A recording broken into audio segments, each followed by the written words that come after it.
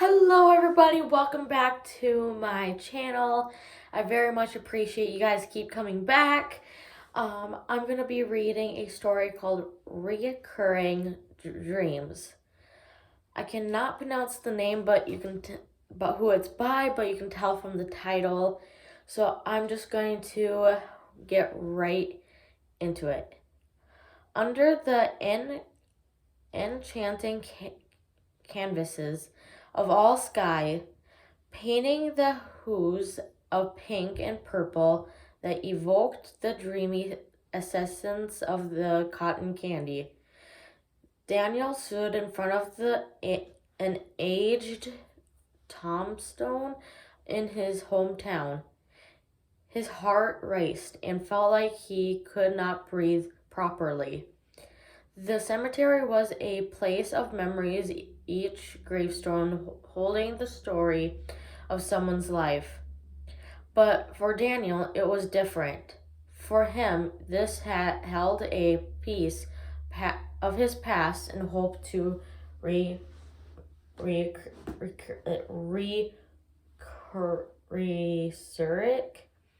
He gazed at the tombstone, which has written his own name, date of birth, September 25th, 1993, and the death date of July 14th, 2008.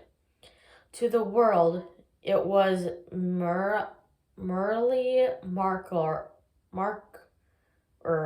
a memorial to a young guy who once was. But to Daniel, it was a symbol, a part of his life that he had lost over the years. The vibrancy and the dreams, the hope of youth in all buried Bendeth and weight of responsibilities, time, and the relevant march of life. July 14th, 2008 was the date he moved from his hometown. He left his hometown behind due to money situations and later to pursue an opportunity abroad. In the years that followed, he lived in different countries and formed connections with people from various walks of life. Now, he had returned to his hometown. For him, the city did not change much, or maybe it changed, but his memories blurred and did not remember the details. What surprised him was that he was in his hometown, yet it no longer felt like home. Daniel took a deep breath, composing himself for what he was about to attempt. He was determined to bring back to life a part of himself that felt dead. He had heard an old friend a tale told during the night, shared memories, and clinking glasses at the bar. His friend told him that this incantation passed through generations, could potentially bring the past to life if one beloved enough. The spell consisted of writing 3 letters, one filled with dreams and happy memories, one bringing the weight of guilt and regret, and another of pain and sadness that had haunted him. The first should be seated, the second burned, and the third should be landed beneath the river, carried away from the currents. With unwavering determination, Daniel prepared to plant the first letter, filled with the dreams and happy memories, on soft earth near the tombstone. His friend instructed him to read it once more before he sows it. As he reads the letter, a wave of nausea washed over him. The words transferred to him, to his youth, and painted vivid images in his mind. He remembered the joy of creation of stories, that the theater of imagination, a practice that he once transported him countless worlds. Road trips warmed his soul and could feel the wind and sour with his hair as he watched the landscapes connecting with him with the beauty of nature. The sense of freedom he used to feel during the horseback ride an experience that transcended more physically. The pursuit of knowledge, the thirst from understanding the experience, and the excitement of exploring the mysteries of the cosmos, and random information in the and I don't know how to pronounce that word, sorry.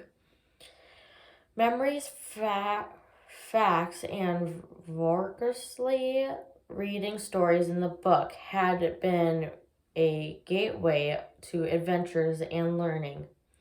Back then, learning new things used to bring nothing more than pleasure. Now, it always seems like a path of achievement something. He remembered the dream he used to have, like the observer people. These were the people toiling away in the construction, those tirelessly cleaning and the streets, even those who called the streets their home. He appreciated the notion of inventing what each of their lives might be like. Every morning, his parents set off to their jobs. He saw a coronational facility through the car.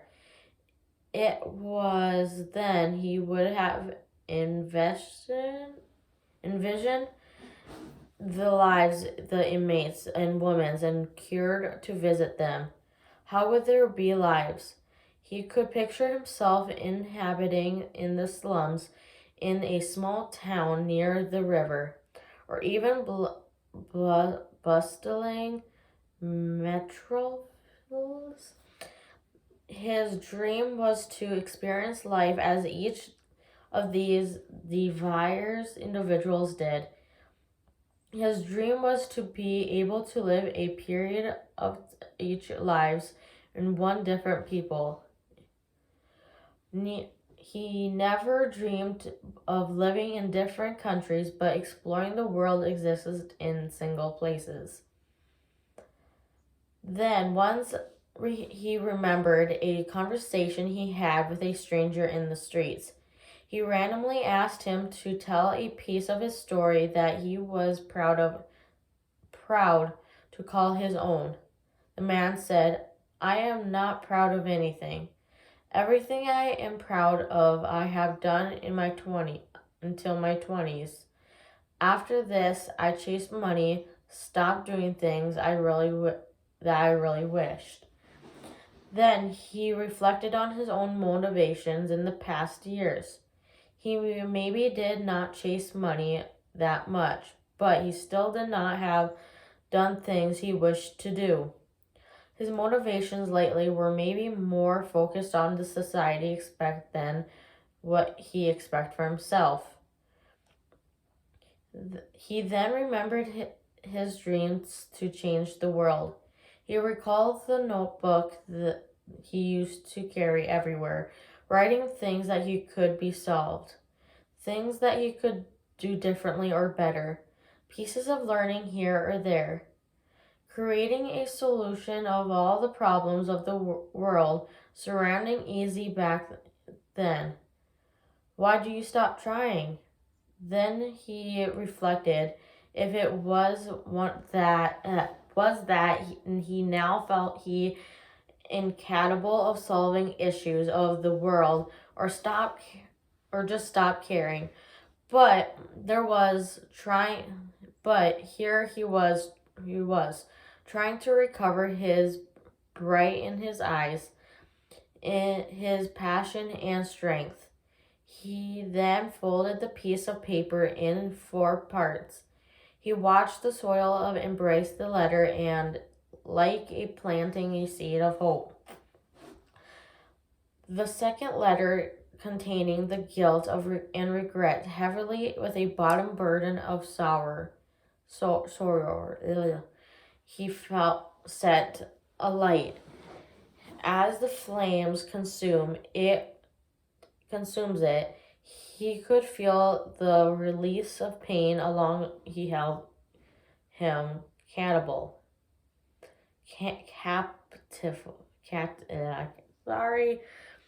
For the second letter, a friend said not to read before burning it. It was enough just to write once. He could not go back in the past to fix his mistakes and bring them back themselves were not able to make him old self alive.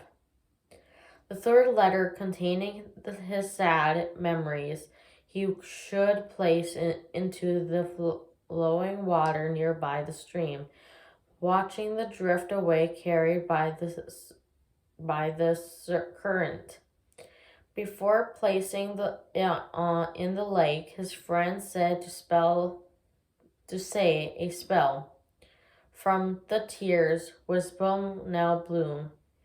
He did not read it again, but he thought about the moment he wrote a piece of paper and carried over the paper. Then he decided to make an origami and past lover and taught him. He folded the paper multiple times and made a small boat. Then he left the floating boat under the river water. The ritual complete, Daniel felt a strange energy surging through him. The earth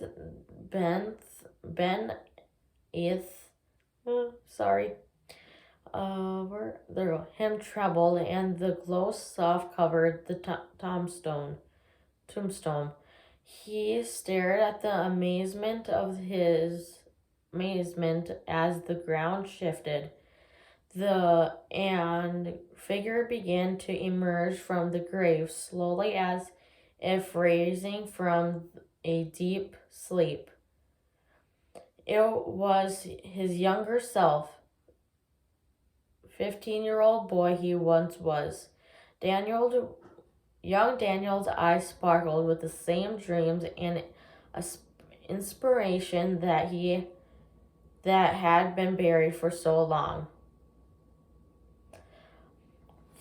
For a moment, two versions of Daniel looked into each other's eyes, communicating a bond that transcended the barriers of the space. The younger self presence felt like a warm, magical embrace. They sat together near the tombstone, talking and learning about each other, reminiscing about the adventures, dreams, and bundles of potential of youth. As they talked, Daniel came to a profound realization. He had to love and accept all parts of himself, even the hurt and painful memories, to fully recover his old dreams and for life. It wasn't about erasing the past, but integrating it into the present. With this newfound understanding of youth, old Daniel shared a final heartwarming hug. The young youth transferred into a radiant yellow light and merged to an older version. Also, once he pale, almost grayish body of Daniel came a infused and vibrant gold of energy. Leaving the cemetery, Daniel drove to the bustle city now he calls home. Carried with him spirit of his younger self and lessons he had learned. He threw the window open and allowed the window to touch his hair. He gazed out of the surrounding nature and transported himself into a vivid daydream.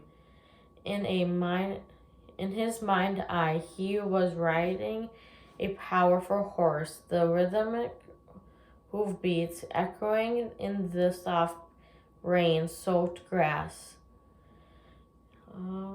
He could feel the excitement of the wind against his face and imagined steering the horse towards the magnificent, I can't pronounce that word, sorry, waterfalls.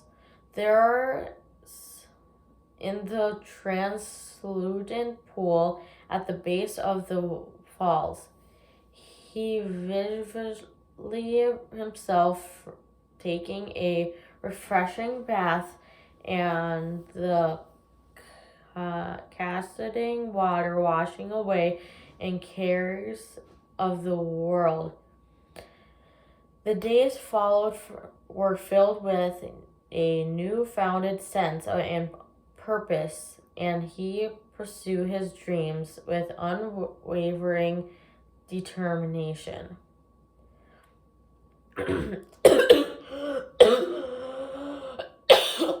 Swallowed my spit wrong.